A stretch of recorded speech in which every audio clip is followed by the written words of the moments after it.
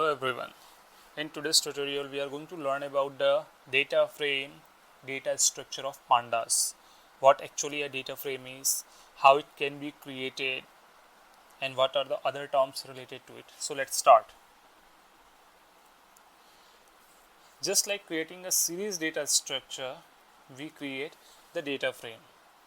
Since in series data structure we are required to import the pandas, in the same way for making a program or for writing a data frame program, we are required to import the pandas library. So let's start. First of all, we will import pandas library, import pandas spd. After that, we are going to create a data frame object. So let's start and try to create a data frame object, say df equals to pd.data frame, and just pass the values and now print it, print df. Now after writing this program, just give me a minute.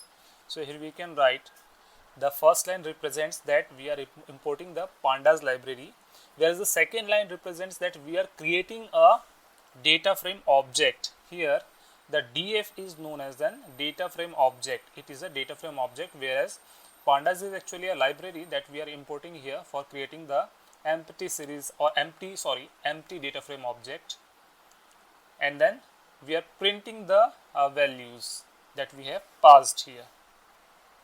Okay, so let's try to run this series. So to run this series, let's come here and run, and here you will come to know that an empty data frame is created here.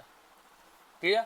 Here you will find that column is having no values along with the index. It means since data frame deals with the two-dimensional data structure or two-dimensional array, it represents the indexes and the columns, and both are here empty. Therefore, it is an empty data frame.